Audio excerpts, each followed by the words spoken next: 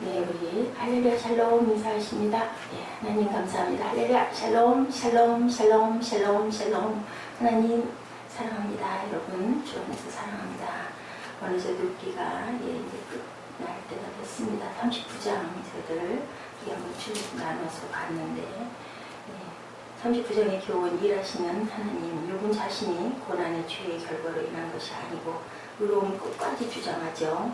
그리고 자신이 고난받는 순간 하나님께서는 정말 아무것도 안 하시고 내 그 고통을 바라보시지 않는다라고 이렇게 한탄을 한 적도 참 많습니다. 그러나 하나님은 욥이 고난받기 전에도 고난받는 그 시간에도 또 앞으로도 항상 일하고 계시는 것을 우리가 볼 수 있죠. 예, 곡물들이 많이 나옵니다. 산염소, 암사슴, 암나기, 들소, 타조, 말과 매, 독수리를 예를 들어 설명하고 있는데 놀라운 것은 이러한 동물들이 가진 습성 하나하나까지도 하나님이 친히 주장하신다는 사실이죠. 번장한 하나님은 우리의 눈에 보이지 않고 일하시지도 않는 것 같으나 언제나 우주의 자연 만물을 친히 주장하시고 다스리고 그렇게 계시고 항상 그것을 통해 하나님의 존재를 드러내신다는 사실을 우리에게 교훈하고 계십니다. 타작마당, 알곡과 쭉정이를 고르는 장소, 바람이 불고 언덕 같은데 산어린 언덕 위에 바람을 이용해서 키로 알곡과 쭉정이를 골라내었던 그러한 그 시절, 그 시대를 우리가 알 수 있습니다. 예루살렘 성전은 솔로몬에 의해 여부스의 사람 오르난의 타작마당에 유명하죠. 타작마당에 성전을 세우게 하신 것은 성전에서부터 알곡과 쭉정이를 고르는 심판이 있다는 것을 알기 위한 그런 의미가 있습니다. 하나님은 마지막 날에 손에 키를 들고 자기 타작마당을 정하게 하신 후 알곡은 모아 곳간에 들고 쭉정이는 꺼지지 않는 불에 태우실 것이다. 마태복음 3장 10절에 그렇게 말씀하시죠. 여기서 자기 타작마당이란 교회를 말합니다. 키는 환란의 바람, 그리고 환란의 바람을 통하여 교회 안에서 알곡과 쭉정이를 고르시겠다는 하나님의 뜻. 타조 등장합니다. 조류 중에 가장 큰 새, 키가 2~3m 정도 되죠. 알을 열대sam하게 그냥 방치하여 흙의 열로 부화시킵니다. 14절에서 16절에 나타나 있죠. 몸집에 비해 작은 머리를 가지고 있고 머리가 나쁜 새로 알려져 있어요.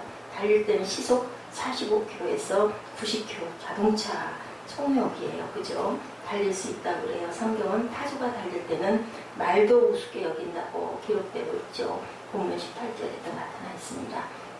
타조를 부정한 새로 여기고 먹지 말라고 레위기 11장 16절에는 알을 나면 그냥 아무데나 던져놓습니다. 그런데 모래와 그 태양의 열에 의해서 그 알이 모래에 잘 숨어서 다른 동물들의 발에 밟혀 깨지지 않도록 그리고 그 태양열에 의해서 다시 까고 나오는 그런 역사가 있다고 합니다. 어찌 내 지혜로 말미암느냐 26절에 하나님은 계속해서 동물들의 습성에 대한 질문을 통해 욥의 무지를 깨우쳐주고 있죠. 우리도 또한 하나님께서 깨우치십니다. 이렇게 피조물인 인간 창조주 하나님이 하시는 일을 감히 당연히 측량할 수 없다. 그러므로 인간은 하나님 앞에서 아무것도 아님을 우리가 항상 기억해야 된다. 우리가 할 수 있는 것은 정말 극히 작은 일부 주어진 일 그 안에서 하는 것도 항상 시행착오와 실수, 연발 그리고 항상 잊어버리고 잃어버리고 그렇게 살면서 찾아 헤매면서 그렇게 삽니다. 이렇게 39장 내용 우리가 봤을 때 대우주를 주관하시고 섭리하신 하나님이 우리에게 말씀하실 때 그것이 우리에게 힘이 되고 위로가 되고 확신이 생기는 것, 그것은 하나님만 하실 수 있고 우리에게 강하고 담대하라. 하나님은 대우지 운행만을 주관하신 것이 아니라 하등 동물에게도 온종을 가지고 계신 저 작은 참새 한 마리에게도 하나님께서 그 깃을 드릴 것을 주시는 하나님, 작은 들국한 송이에게도 햇빛을 주시고 비를 주셔서 살아있게 하신 하나님이 하물며 너희일까 보냐라고 말씀하고 계세요. 그렇죠. 하나님의 형상대로 우리를 지으셨는데 설마 우리를 굶게 하고 먹지 못하게 하고 죽게 그냥 두시지를 않는다라는 거죠. 하나님의 크신 긍휼하심에 비하면 아무것도 아닌 나의 선행, 욥이 하나님 앞에 자랑한다는 것은 있을 수 없는 일이다. 우리가 선행을 베푸는 거 하나님 은혜에 비하면 당연하고 아무것도 아닌데 세상 살아가면서도 상처받았다고 억울하다고 그 소리들이 다른 게 없어요. 그죠? 직장에서든 학교에서든 어디에서든 항상 내가 잘못한 게 아닌데 이런 마음이 늘 우리에게 스스로에게도 상처를 줍니다. 예수님도 하나님이 아니시면 공중에 나는 참새 한 마리도 그대로 떨어지는 법은 없다라고 말씀하셨죠. 짐승들이 새끼를 낳는 것과 키우는 일, 하나님이 이 땅에 자라고 있는 셀 수도 없는 짐승을 먹이고 키우시는데 그리고 보존하시는데 이 땅에서 멸종되지 아니하고 사람의 도움을 받지 아니하지만 땅에서 번식하는 것을 우리가 볼 수 있죠. 우리들은 그걸 잡아먹고 있습니다. 4절에 보니 그 새끼는 강하여진다. 짐승이 비록 괴로움 중에 태어났을지라도 어미가 잠시 젖을 먹여 기른 후에는 강하여져서 빈 들에서 길려오다 나가고 다시 돌아오지 않는다. 이렇게 번식을 시키는 어떻게 잠깐 그 정영도 목사님 뭔가를 하다가 이렇게 하시는 것을 잠깐 봤더니 그 말씀을 하시더라고요. 어떤 것도 그냥 자라가는 것은 없다. 하나님께서 다 먹이시고 입히신다는 것을 우리가 알아야 된다는 거죠. 그 어미에게 부담을 오래 주지 않는 거죠. 이렇게 5만 명을 A라는 섬, 또한 5만 명을 남자만 여자만 각각 두고 또 어느 섬에다는 남자와 여자 두 사람을 두고 15년 후인가 거기를 다시 가서 관찰하니 그 5만 명이 15년 후가 아니라 좀 많은 세월이 흘렀을 때였다고 그래요. 그 남자가 있던 5만 명, 여자만 있던 5만 명 다 가보니 아무도 없이 다 죽었는데 남녀 두 사람을 놔둔 그 섬은 가니 아이들이 엄청나게 불어있더라는 거예요. 창조의 원리죠. 그래서 요즘에 결혼하지 않으려고 하는 그런 사람들이 많은데 전혀 성경적이지가 않다라는 그런 말씀을 하셨어요. 한 3년 해가 바뀌고 비가 오고 눈이 오고 이 해를 지나가 본 다음에 처음부터 만나지 못할 사람은 만나지 말고 만나도 괜찮은 사람 만나가지고 한 3년 동안 두고 보면서 내가 힘들고 어렵고 아프고 또 이쁘지 않은 모습도 다 볼 수 있는 그런 기회들을 가진 다음에 7, 80%만 맞다라고 생각이 되면 결혼을 해서 살고 땅에서 생육하고 번성하고 창대해지는 게 맞다. 100%짜리 구하지 말라. 왜? 나도 100%가 아니니까. 누가 내가 100%가 아닌데 본인이 100%면 100%가 아닌 사람 배우자로 흡족하다고 만나겠느냐는 거죠. 그래서 그 말씀을 들으면서 제가 참 귀한 은혜를 받았습니다. 요즘에 제가 좀 많이 고난 것 같아요. 그래서 좀 편하게 좀 재미있게 얘기를 들으면서 그것의 깊은 의미를 깨달았어요. 창조의 원리를 거스르면 반드시 나중에 후회하게 된다는 거죠. 그리고 한 사람보다는 둘이 있을 때 시너지의 효과, 특히나 하나님께서 세상에서 살아가라고 주신 그 규칙대로 살아가면 엄청난 힘이 솟는다라는 겁니다. 들락이는 그를 속박하는 것이 없고 노력으로부터 자유와 마음대로 배회할 수 있는 자유는 들락의 특권이다. 우리 본문이죠.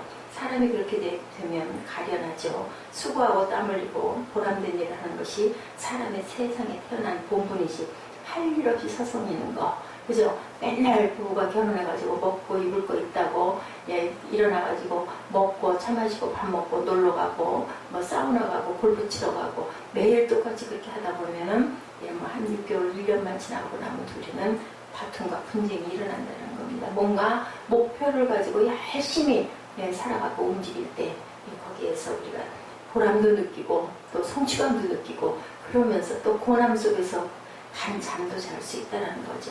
서울군교회 군인들이 다니게 되는 골프장 거기 퇴역 군인들이 매일같이 들어가서 있다가 저녁이면 집으로 들어가고 하는 모습들을 볼 때 그렇게 썩 그렇게 좋아 보이지는 않는다는 겁니다. 사람은 이래서 일을 해야 된다. 육신적인 일이든 정신적인 일이든 일할 거리를 찾아야 행복하다. 영어로 행복의 해피, 그 뜻은 기쁘다라는 뜻을 갖고 있다라는 거예요.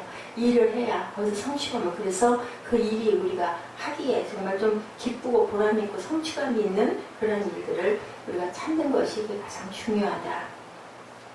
여러분도 잘 아시죠? 밀레의 만종, 저녁 해가 지는 석양에 남녀 부부가 이렇게 고개를 숙이고 하나님께 감사하는 그 모습, 하루 종일 땀 흘려서 얼마나 힘들었겠어요. 우리가 그거 볼 때는 참 평화롭고 좋아 보이지만 사실은 실상은 그 부분은 아마 허리가 많이 아플 것 같아요. 해는 서산에 기울었는데 멀리 교회당에서 저녁 종소리가 들려올 때 온종일 힘써 일하던 부부가 일손을 멈추고 쟁기를 손에 든 채 조용히 머리 숙여 하루 동안의 건강을 주셔서 일터를 주셔 일하게 하신 하나님께 감사하며 기도를 드리는 모습에서 행복이 있고 기쁨이 있는 거죠. 이게 혼자가 아니라 둘입니다. 우리가 피곤할 때 더운 물에 목욕하면 시원하고 기분 좋은 것, 우리 몸의 세포가 활발하게 움직이는 거죠. 부지런히 일해야 복되다. 예, 신혼부부가 달콤한 여행 갔다가 매일같이 그렇게 놀아가지고는 전혀 얼마 안 가서 실증 나고 분쟁 나고 싸움 난다라는 거죠. 사람은 무슨 일이든 해야 된다. 바울은 일하기 싫거든 먹지도 말라라고 그렇게 얘기했죠. 우리 크리스찬들 더욱더 열심히 일하는 그러한 종교, 명상의 종교가 아니라 선한 일을 하는 종교다라는 거죠.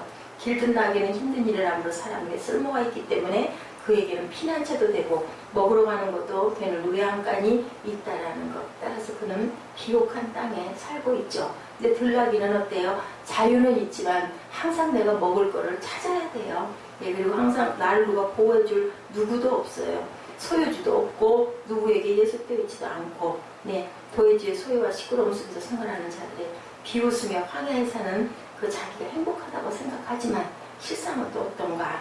주임이 없어서 먹여주는 이도 있고 없고, 그에게 주는 양식도 없고, 자기가 먹이를 구해 먹지 않으면 안 되고, 여기저기 다니다가 위험이 자기에게 다가올 때 누구도 도와줄 수 있는 존재가 아무것도 없다. 그런데 길들여 일하는 나귀는 푸른 것을 찾으러 다니지 않아도 먹을 것이 늘 풍부하다는 거죠. 우리가 배우는 것, 들나귀와 망아지조차도 복장시키지 못하는 우리가 하나님의 뜻을 지배하려는 것은 온당치 못한 일이다. 예, 토기장이를 뭐라고 나무랄 일이 절대로 없다. 그건 정말 말도 안 된다. 우리 아이들 생각해보면 그렇지 않아요? 예, 당연히 부모가 자기에게 더 좋은 것을 주려고 가르치고 하는데, 이제 조금 컸다고 막 자기 뜻을 얘기하면서 거역하고 반항하고 거꾸로 가고, 아유 얼마나 이쁘지 않죠. 그런 모습 보면 뭐 주고 싶지 않고 주에다가도 도로 뺏고 싶어요. 우리 하나님의 마음이 그렇지 않으실까. 어제 정말 더러운 방을 봤어요. 정말 머리카락이 정말 빗자루 그냥 해서 이만큼씩 문토기로 나오는 것을 보고, 그 쌓아놓은 그 이불더미를 왜 그 서랍장에다 그렇게 싸서 놓느냐고. 내가 힘이 딸려갖고 어떻게 할 수도 없는데, 그거를 안 하겠대요. 나 가을에 그거 덮어야 된다고 하면서. 이런 우리의 그 모습들이 바로 하나님 보실 때 정말 미련하고 어리석은 우리의 모습이 아닐까. 옷을 더덕더덕 거기다 걸어서 끼워서 쌓아놓고 다 치워서 옷방으로 다 보내고 다 닦고 다 쓸고, 네, 그렇게 하고, 예, 큰 책장을 하나 갖다가, 예, 이사 가면서, 예, 놓고 가는 거. 그 수희 아저씨는 그게 또 좋죠. 그 딱지 붙이는 거, 그 값은 그 양반이 가져드니 그래도 고맙죠. 예, 끌어다가 또 올려주시고. 사무엘 것도 조그마한 긴 책장 하나, 그렇게 해서 어저께 아주 대공사를 하고는 다리를 쓰질 못해가지고, 그래도 마음이 뿌듯하고, 어찌 그래 그렇게 해놓고 있니? 깨끗하게 좀 이렇게 해라. 말해도 소용이 없어요. 이제 조금 더 크면, 글쎄요, 고등학교쯤 되면 좀 깨달을지 참 이해가 안 가더라고요. 아시죠? 저 긴팔 허연 하얀 그거 아주 그냥 그거를 막 그냥 내가 가져갈까봐 그냥 아주 꼬질꼬질하게 시커멓게 돼갖고 있어서, 내가 빨아줄게, 빨아서 널어서 말려줄게, 걱정하지 마. 어저께 옷들 몇 개 집어다가 물 샴푸에다 담았다 빠니 얼마나 깨끗해요. 우리가 늘 빨고 살아야 되는데 라는 생각이 들었습니다. 그러고 나니 몸은 그냥 어떻게 몸을 운신을 못하겠고 앉을 수가 없을 정도로, 사무엘도 나가 떨어져가지고 뭐 밥 맞추자고 하다가 그냥 들어가서 안 되겠어 자라고 얘기를 하고. 아이들이 요즘 아이들이 몸을 쓰질 않아서 엄청 약해요. 다들 체력을 좀 길러야 되는데, 부절기라의 들소에 대해서 말씀하시죠. 어찌 즐겨내게 복종하고 내 외양간에 머물겠느냐. 내가 능히 줄로 들소를 메어 이랑을 갈게 하겠느냐. 하나님이 왜 요셉에게 이 말씀을 하시게 되었을까요? 이건 무슨 일이든지 자기가 원하는 대로 되어야 한다고 생각했기 때문에, 제 생각을 했습니다. 이제 살아오면서 내 마음대로 안 되는 일이 별로 없이 살아와서, 맞구나. 하나님이 이런 거, 좀 브레이크를 거시느라고, 그래야 천국 가게 생겼으니까 이렇게 이 늦은 나이에 다듬으시는구나 하는 생각이 들더라고요. 환경을 통해서, 주위의 이웃을 통해서 안 된다는 것을 깨달아 알게 주변의 모든 것들 다 떨쳐버리고, 어제 그 38장의 그 내용 안에서도 내가 지금 있는 이 상황, 이 공고한 상황, 이 아무것도 없는 상황, 누구도 위로받지 못하는, 누구도 위로하지 않는 이 모든 상황들은 다 내가 만든 일, 뿌린 대로 심는다고 그러죠. 그래서 젊은 때부터 열심히 주변을 가꾸고 심어가고 귀한 것들을 많이 만들고 하나님 안에서, 믿음 안에서 서로 교통하면서 항상 서로에게 울타리가 되어줄 수 있는 그런 것들이 참 이웃이 필요합니다. 하나님이 왜 이렇게 하셨는지 깨달아 알아야 되겠죠. 말씀을 통해서 내가 만물을 내 지배하에 둘 수 있다고 호언장담하였으니 들소를 가지고 먼저 시작해봐라. 들소에게 내 기술을 시험해봐라. 내 황소와 나귀가 없어졌을 때 들소란 놈이 그것을 대신해 너를 섬기려 하는지 시험해보고 그놈이 내가 내 가축에게 만들어주던 식량에 만족하려니도 알아봐라. 절대 만족하지 않죠. 진나귀가 먹는 것을 들소가 좋아하고 그것으로 만족할 수가 없습니다. 그가 내 외양간에 머물겠느냐. 천만의 말씀이라는 거죠. 10절에 너는 그를 길들일 수도 없고 그의 줄로 그를 맬 수도 없고 그로 쓰레를 끌게 할 수도 없다.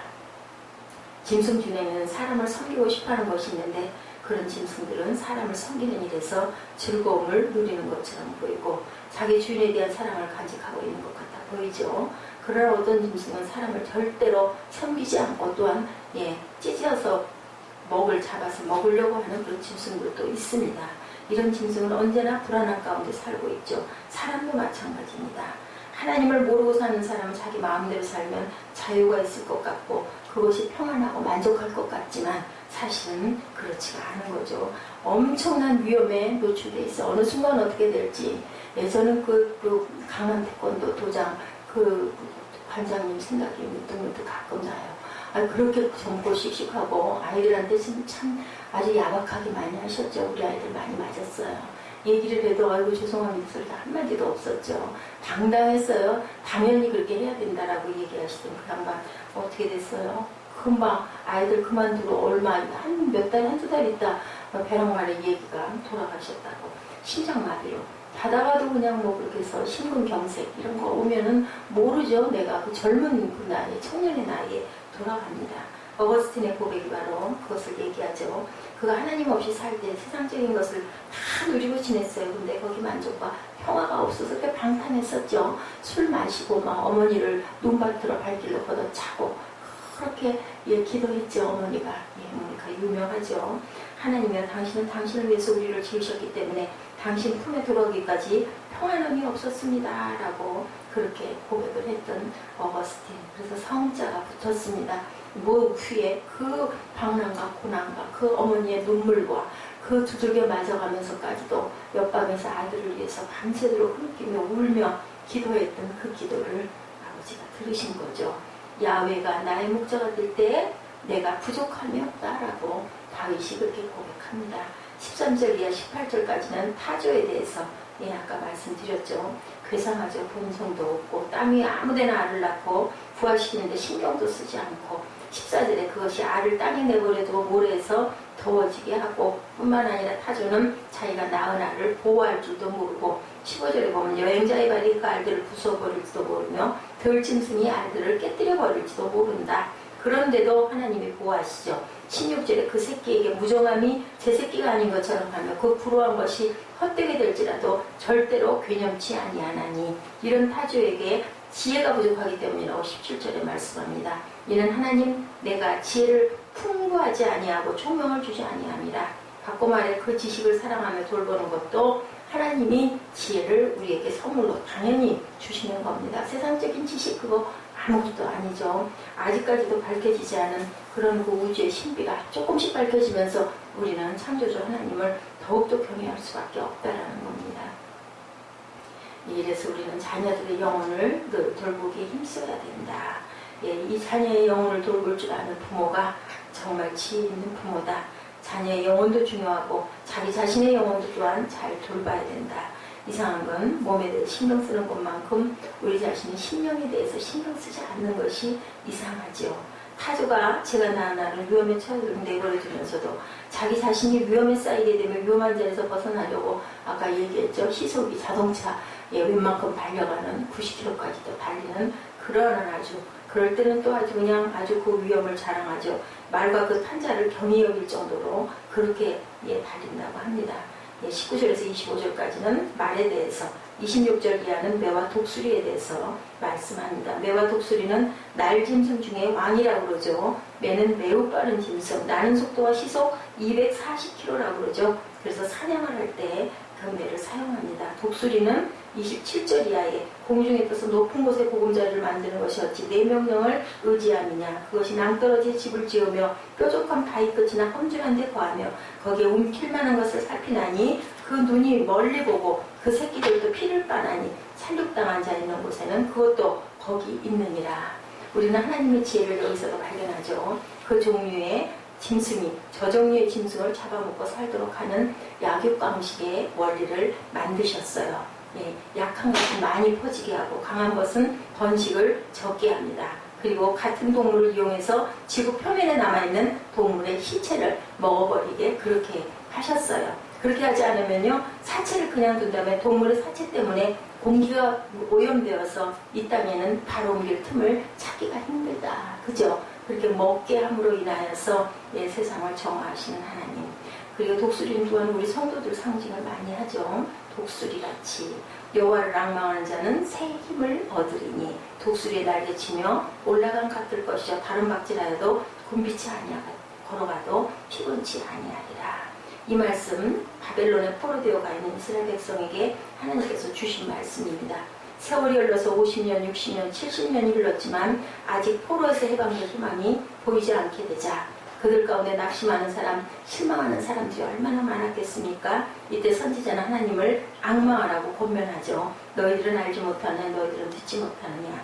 영원하신 하나님 야훼가 땅끝까지 창조하신 자는 피곤치 아니하며 굼빛이 아니하며 명철이 한이 없으시며 피곤한 자에게는 능력을 주시며 무능한 자에게는 힘을 더한다라고 이사야 선지자가 외치죠. 야훼를 앙망한 자는 새 힘을 얻는다, 바라본다라는 거죠. 기다린다, 의지한다. 야훼를 앙망하는 종이 상전을 모시는 것처럼 모신다는 뜻 또한 그렇습니다. 다시 말하면 하나님을 앙망하는 것은 하나님을 믿고 의지하고 기다린다라는 뜻. 나를 의지하지 말고 내 지식이나 경험이나 내 지혜나 힘을 의지하지 말고 하나님만을 믿고 의지하라. 어떤 사람은 돈이 있다고 그것을 의지하는데 잠깐 있다 없어지는 돈, 아무런 정말 우리가 알 수가 없는 거예요. 지나가는 청춘도 또한 하나님만 믿고 의지해라. 그 청춘 그냥 그 자리에 있지 않잖아요. 하나님을 앙망의 대상으로 삼으라는 거죠. 사람이나 세상 것 아무 소용이 없고 허무한 것 앙망의 대상으로 삼을 것이 아니다. 동산의 꽃이 언제 위를 향해 자라고 올라가듯 우리의 심령이 언제나 하나님을 향해서 올라가고 꽃이 언제나 햇빛을 향해 피는 것처럼 되는 우리들이 되어야 되겠다. 불길이 언제나 위를 향해 타오르는 것처럼 우리의 심령 속에 언제나 하나님을 향해서 타오르는 불길이 올라가는 생활을 해라. 언제든지 영혼의 방향을 위로 향해 하나님을 생각하고 하나님을 묵상하여 하나님을 즐거워하는 가운데 너희들 살아라. 해바라기 꽃, 그 꽃 언제나 해를 따라다니죠. 우리의 심령이 우리의 영혼이 항상 하나님을 향하고 하나님을 따라 살았을 때 우리가 살 수 있다. 모든 죄를 회개하라는 것, 하나님께 감사하라는 의미를 본장 39장에는 누누이 동물들을 들어서 하나님이 아주 구체적으로 말씀하십니다. 새 힘을 얻어서 어떤 한기든지 이겨라. 새 힘을 얻으니 전에 없던 새로운 영역, 능력을 얻겠다라는 얘기입니다. 인간의 힘은 제한되어 있습니다. 인간의 체력도 제한되어 있고 인간의 머리도 지력도 제한되어 있습니다. 인간의 인내도 또한 제한되어 있고 인간의 권세도 제한되어 있죠. 인내의 마지막 한계가 바로 저희들 하나님을 위해서 우리가 항상 그 증인처럼 살다가 아무런 것 다 상관없이 우리가 돌아갈 수 있는 그러한 마음. 그런데 주를 앙망하는 사람, 제한된 힘이 하나님의 능력을 더해 주시겠다라는 말씀이죠. 순교는 우리 힘으로 하는 게 아니에요. 하나님께서 힘 주시면 그 마지막 고통이죠. 그 정말 두려움과 고통 다 떨쳐버리고 하나님께 다 드릴 수 있는 그러한 마음이 될 수 있죠. 다른 박질라 해도 곤비치 아니한 힘을 주시겠다고 독수리가 날개치며 올라간다라는 것. 우리가 사는 시대는 비행기로 로켓으로 육신은 공중에 올라갈 수 있지만 많은 사람의 심령은 땅을 벗어나지 못하고 있는 것. 독수리가 날개치며 올라가는 것 같이 주를 앙망하는 사람은 새 힘을 얻어서 땅에 속한 모든 것을 초월해 공중에 날아가는 같은 생활을 할 수 있다. 높이 올라가면 시야가 넓어지죠. 위에서 보면 모든 것이 달라 보이죠. 우리 비행기 타면 보이죠. 빌딩이 높다지만 산이 높다지만 비행기 위에서 보면 아무것도 아니에요. 우리가 은혜를 받아서 우리 심령이 높은 곳에서 하나님의 눈으로 이 세상을 보면 세상의 향락, 영광, 권세 같은 것 세상 사람의 눈에는 좋아 보이지만 우리는 주님을 앙망하는 우리 하나님의 눈과 마음으로 바라볼 때 허무하고 정말 보잘것없는 것들이죠. 사도 바울이 얘기합니다. 그리스도 알게 된 다음부터 전에 귀하게 여기고 사모하던 모든 것들 배설물과 같다라고 이렇게 슬픔도 고통도 마찬가지다. 높이 올라가면 구름이 없습니다. 하나님을 앙망하면 구원을 받지요. 이사야 45장 22절입니다. 하나님을 앙망하면 수치를 당하지 아니한다. 이사야 49장 23절입니다. 스데반이 순교할 때 하나님을 우러러 봤죠. 예수님이 하나님 보좌 우편에 서신 것 우리도 살아있을 때도 또한 돌아가서도 항상 하나님을 바라보고 앙망하고 위를 바라볼 줄 아는 해바라기가 해를 따라가는 것처럼 불꽃이 위로 올라가는 것처럼 모든 꽃들이 하나님을 찬양하고 피어있는 것처럼 그러한 마음, 그러한 자세로 세상의 모든 것들 그저 지니고 가다가 전혀 상관없이 놓고 갈 줄 아는 그러한 저희들의 마음밭들이 되게 하여 달라고 오늘 욥이 그동안 그렇게 고백하고 고통하고 하나님 원망했던 그런 부분에 그냥 일격에 하나님께서는 이 모든 말씀으로 네가 과연 할 수 있는 게 뭐냐 내가 다 먹이고 내가 다 입히고 내가 다 주는 것이다 라는 것을 이렇게 우리가 할 말이 있겠습니까? 절대로 할 말이 없죠. 야훼를 앙망하는 자는 새 힘을 얻으리니 독수리가 날개치며 올라간 같을 것이요 다른 박질라 해도 곤비치 아니하겠고 걸어가도 피곤치 아니하리로다. 하나님 이러한 새 힘 성령의 충만함을 주시옵소서. 기도하고 나아가시는 오늘 하루 되시기를 주님의 이름으로 축복합니다. 기도하시겠습니다.